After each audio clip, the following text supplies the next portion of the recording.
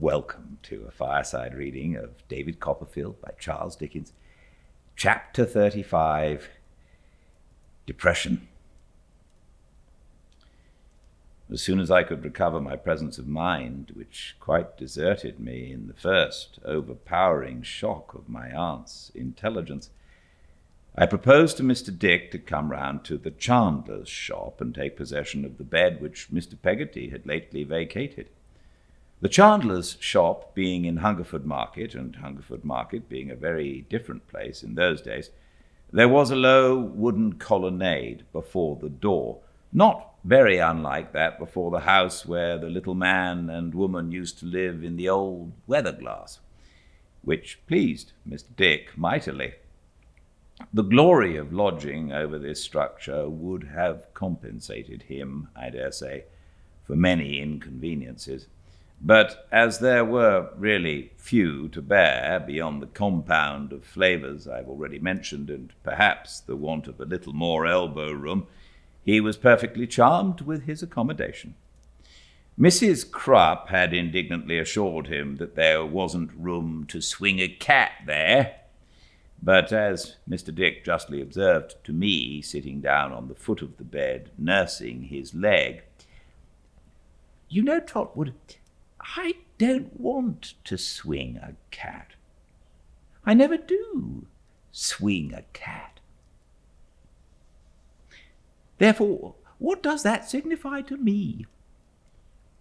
I tried to ascertain whether Mr. Dick had any understanding of the causes of this sudden and great change in my aunt's affairs. As I might have expected, he had none at all.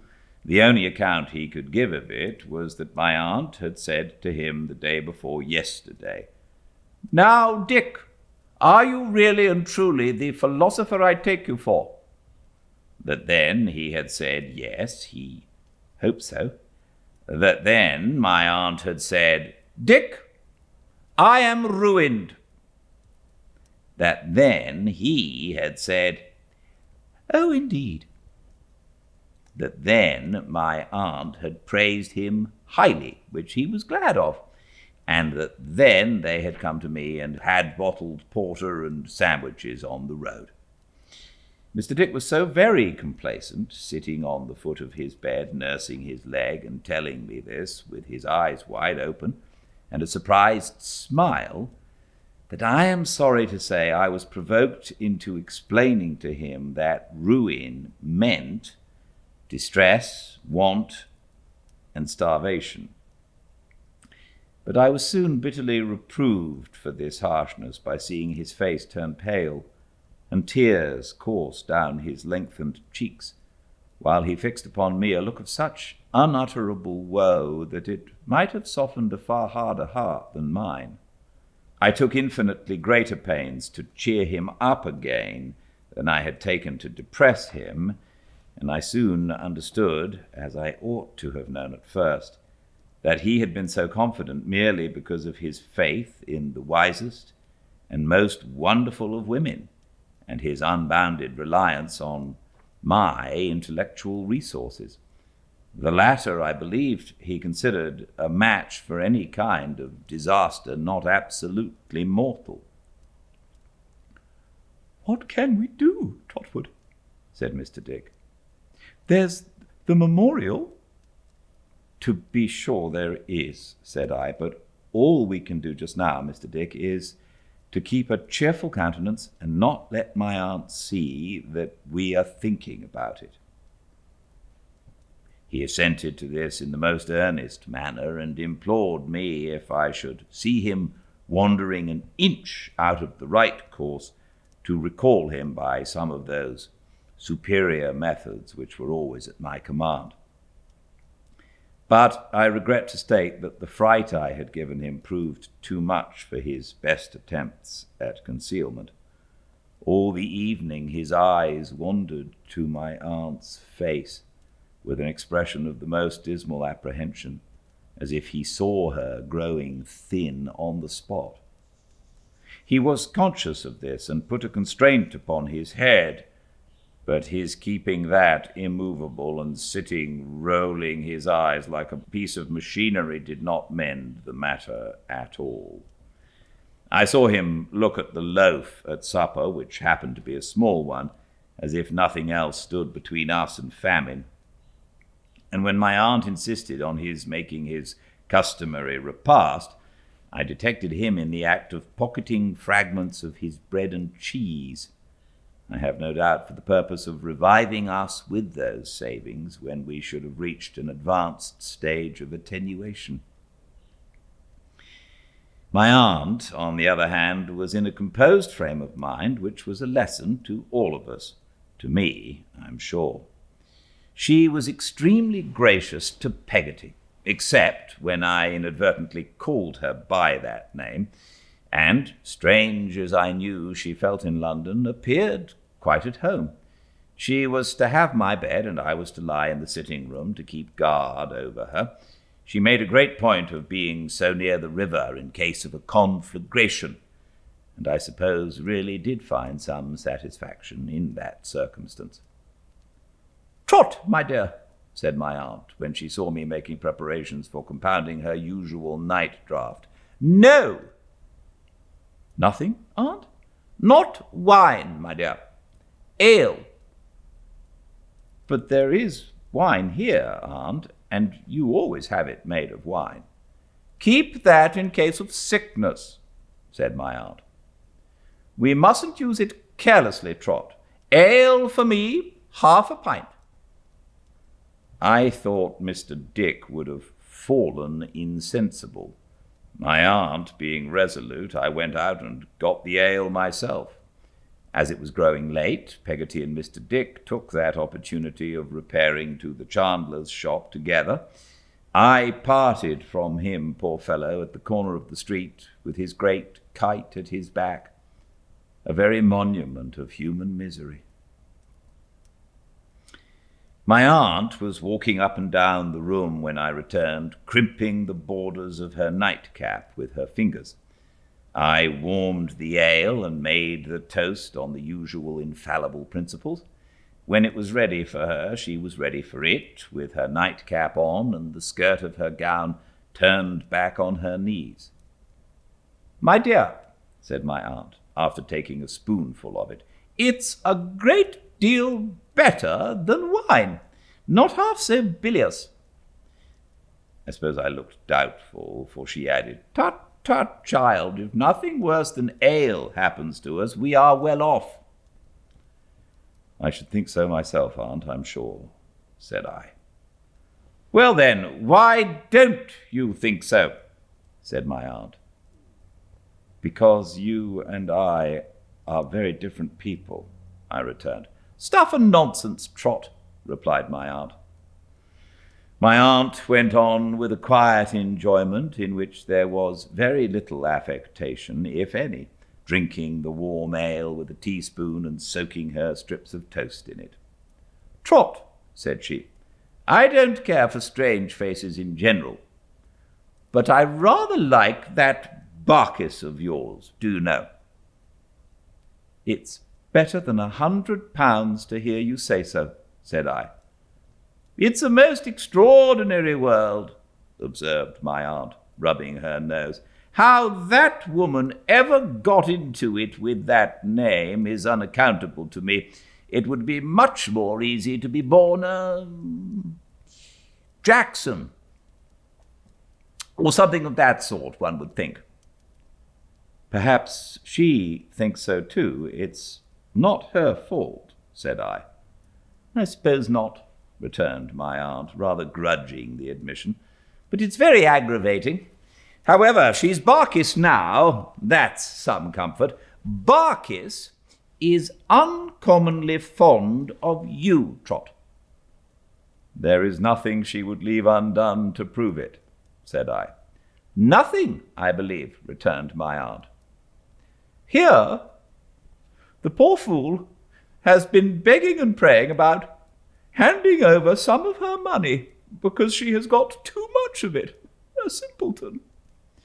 My aunt's tears of pleasure were positively trickling down into the warm ale. She's the most ridiculous creature that ever was born," said my aunt. "I knew from the first moment when I saw her with that poor dear blessed baby of a mother of yours that she was the most ridiculous of mortals. But there are good points in Barkis." Affecting to laugh, she got an opportunity of putting her hand to her eyes. Having availed herself of it, she resumed her toast and her discourse together.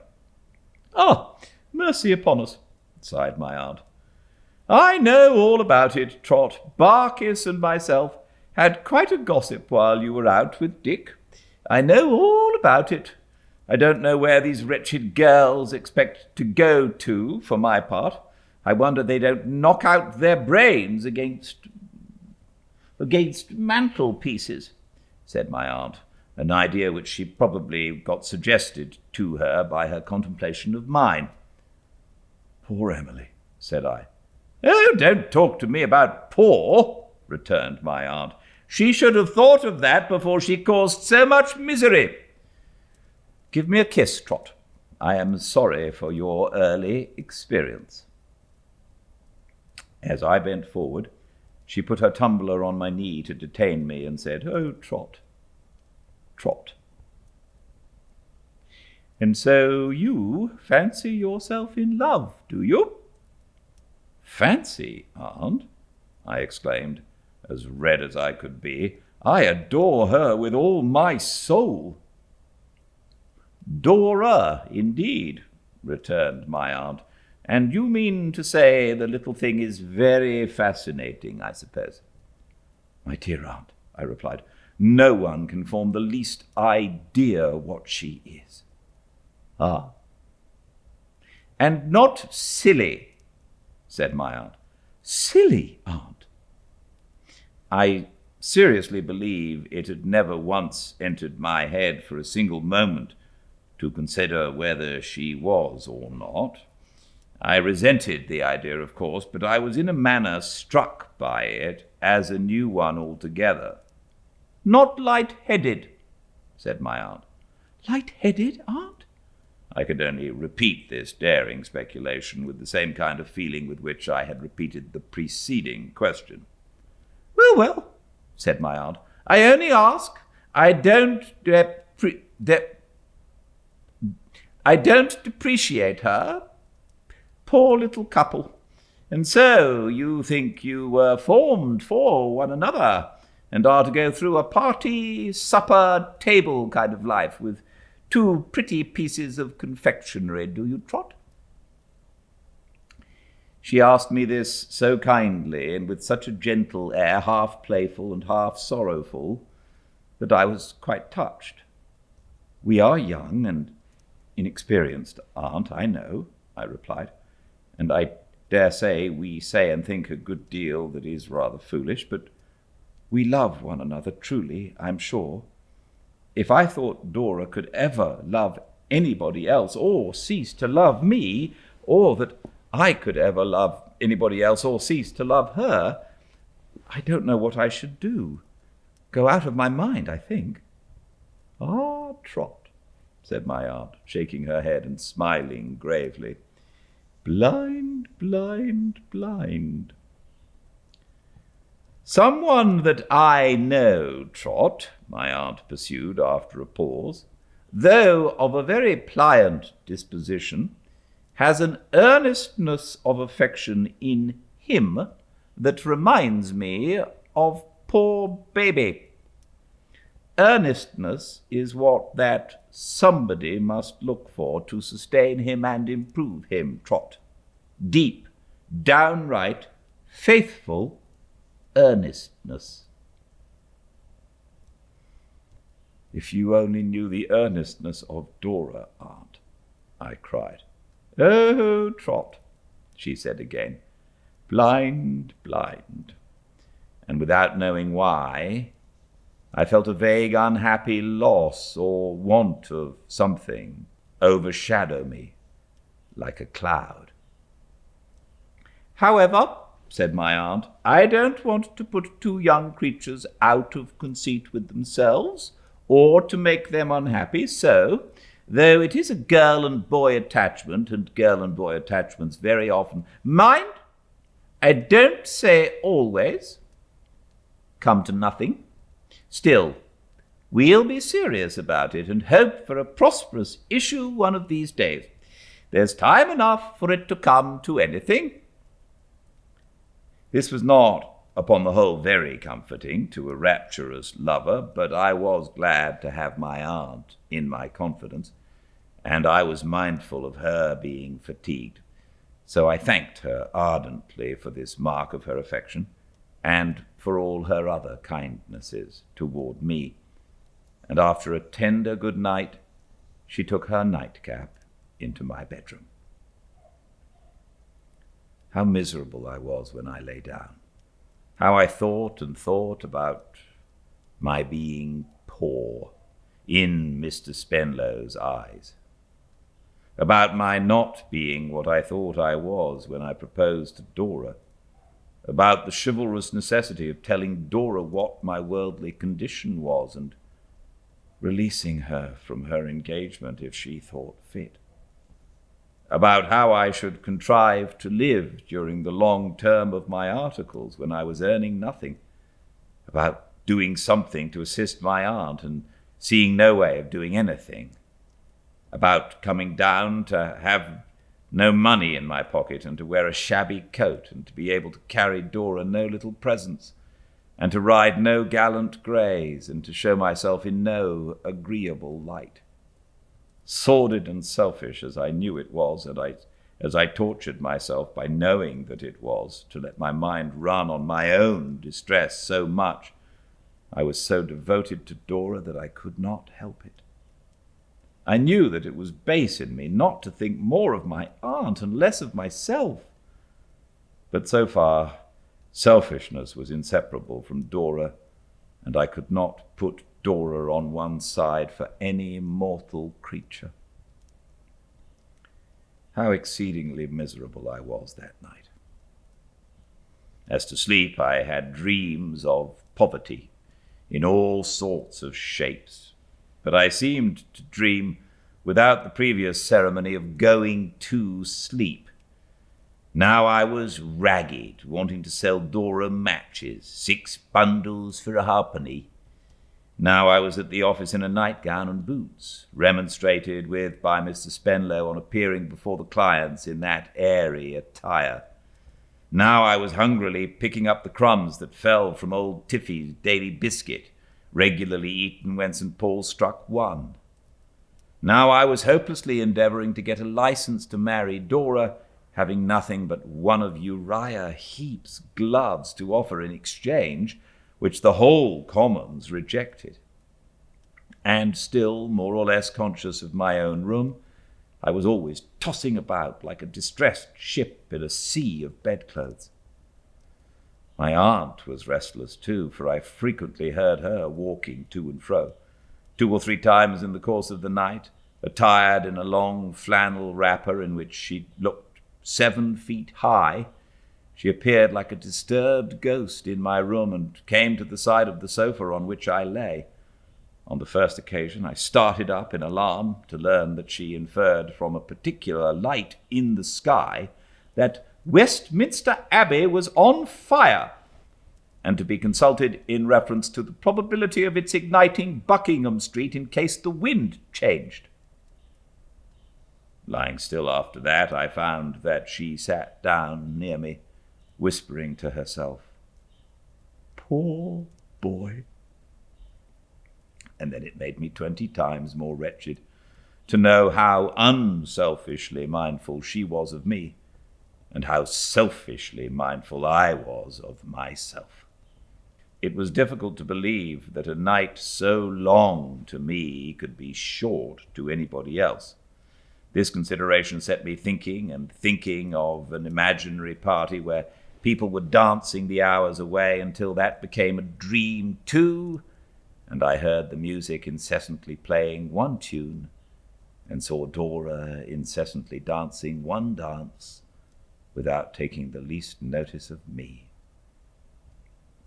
The man who had been playing the harp all night was trying in vain to cover it with an ordinary-sized nightcap when I awoke.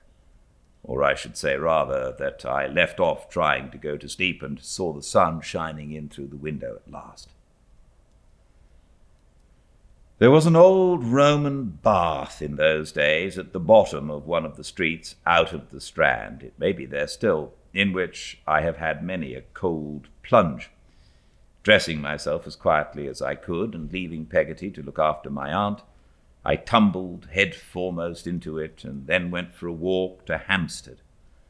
I had a hope that this brisk treatment might freshen my wits a little, and I think it did them some good, for I soon came to the conclusion that the first step I ought to take was to try if my articles could be cancelled and the premium recovered. I got some breakfast on the Heath and walked back to Doctors' Commons along the watered roads and through a pleasant smell of summer flowers growing in gardens and carried into town on hucksters' heads, intent on this first effort to meet our altered circumstances. I arrived at the office so soon, after all, that I had half an hour's loitering about the Commons before old Tiffy, who was always first, appeared with his key. Then I sat down in my shady corner, looking up at the sunlight on the opposite chimney-pots and thinking about Dora, until Mr. Spenlow came in, crisp and curly. "How are you, Copperfield?" said he. "Fine morning." "A beautiful morning, sir," said I. "Could I say a word to you before you go into court?" "By all means," said he. "Come into my room." I followed him into his room, and he began putting on his gown and touching himself up before a little glass he had hanging inside a closet door. "I am sorry to say," said I, "that I have some rather disheartening intelligence from my aunt."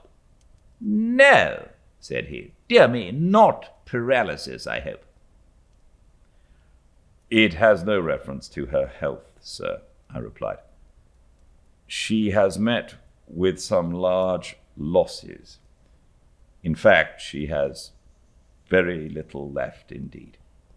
"You astound me, Copperfield," cried Mr. Spenlow.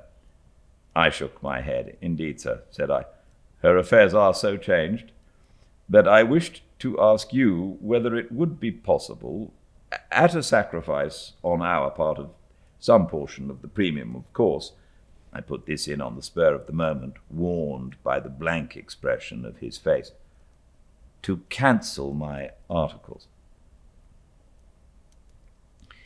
What it cost me to make this proposal, nobody knows. It was like asking, as a favor, to be sentenced to transportation from Dora. "To cancel your articles, Copperfield. Cancel."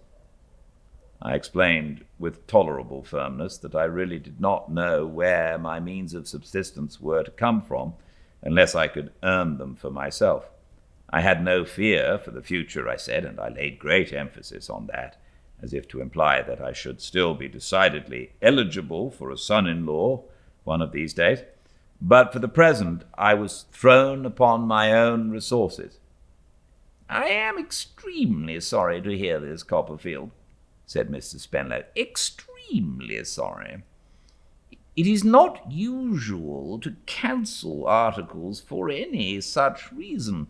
It is not a professional course of proceeding. It is not a convenient precedent at all. Far from it. At the same time—" "You are very good, sir," I murmured, anticipating a concession. "Not at all. Don't mention it," said Mr. Spenlow. "At the same time, I was going to say, if it had been my lot to have my hands unfettered, if I had not a partner, Mr. Jorkins—" My hopes were dashed in a moment, but I made another effort. "Do you think, sir," said I, "if I were to mention it to Mr. Jorkins—" Mr. Spenlow shook his head discouragingly. "Heaven forbid, Copperfield," he replied, "that I should do any man an injustice, still less Mr. Jorkins. But I know my partner, Copperfield. Mr. Jorkins is not a man to respond to a proposition of this peculiar nature. Mr. Jorkins is very difficult to move from the beaten track. You know what he is." I am sure I knew nothing about him except that he had originally been alone in the business and now lived by himself in a house near Montague Square, which was fearfully in want of painting, that he came very late of a day and went away very early, that he never appeared to be consulted about anything, and that he had a dingy little black hole of his own upstairs where no business was ever done, and where there was a yellow old cartridge paper pad upon his desk, unsoiled by ink, and reported to be 20 years of age. "Do you object to my mentioning it to him, sir?" I asked. "By no means," said Mr. Spenlow. "But I have some experience of Mr. Jorkins, Copperfield. I wish it were otherwise, for I should be happy to meet your views in any respect. I cannot have the objection to your mentioning it to Mr. Jorkins, Copperfield, if you think it worth while." Availing myself of this permission, which was given with a warm shake of the hand, I sat thinking about Dora and looking at the sunlight stealing from the chimney pots down the wall of the opposite house until Mr. Jorkins came. I then went up to Mr. Jorkins's room and evidently astonished Mr. Jorkins very much by making my appearance there. "Come in, Mr. Copperfield," said Mr. Jorkins. "Come in." I went in and sat down and stated my case to Mr. Jorkins pretty much as I had stated it to Mr. Spenlow.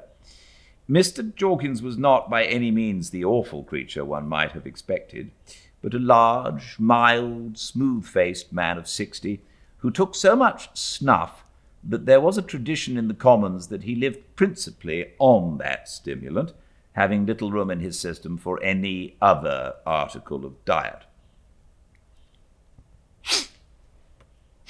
"You have mentioned this to Mr. Spenlow, I suppose?" said Mr. Jorkins, when he had heard me very restlessly to an end. I answered yes, and told him that Mr. Spenlow had introduced his name. "He said I should object?"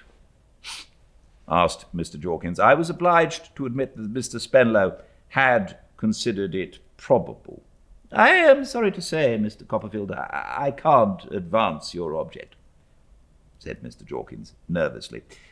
"The fact is that I have an appointment at the bank, if you'll have the goodness to excuse me."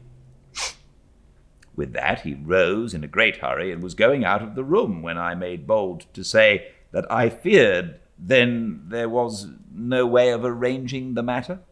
"No," said Mr. Jorkins, stopping at the door to shake his head. "Oh, no, I object, you know," which he said very rapidly and went out. "You must be aware, Mr. Copperfield," he added, looking restlessly in at the door again, "if Mr. Spenlow objects—" "Personally he does not object, sir," said I. "Oh, personally," repeated Mr. Jorkins in an impatient manner. "I assure you there's an objection, Mr. Copperfield. Hopeless. What you wish to be done can't be done. I really have got an appointment at the bank." With that he fairly ran away, and to the best of my knowledge it was 3 days before he showed himself in the Commons again. Being very anxious to leave no stone unturned, I waited until Mr. Spenlow came in and then described what had passed, giving him to understand that I was not hopeless of his being able to soften the adamantine Jorkins if he would undertake the task.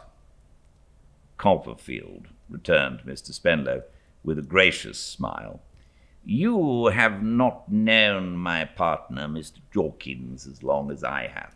Nothing is farther from my thoughts than to attribute any degree of artifice to Mr. Jorkins, but Mr. Jorkins has a way of stating his objections which often deceives people. No, Copperfield, shaking his head, Mr. Jorkins is not to be moved. Believe me. I was completely bewildered between Mr. Spenlow and Mr. Jorkins as to which of them really was the objecting partner. But I saw with sufficient clearness that there was obduracy somewhere in the firm, and that the recovery of my aunt's £1,000 was out of the question. In a state of despondency, which I remember with anything but satisfaction, for I know it still had too much reference to myself, though always in connection with Dora, I left the office and went homeward.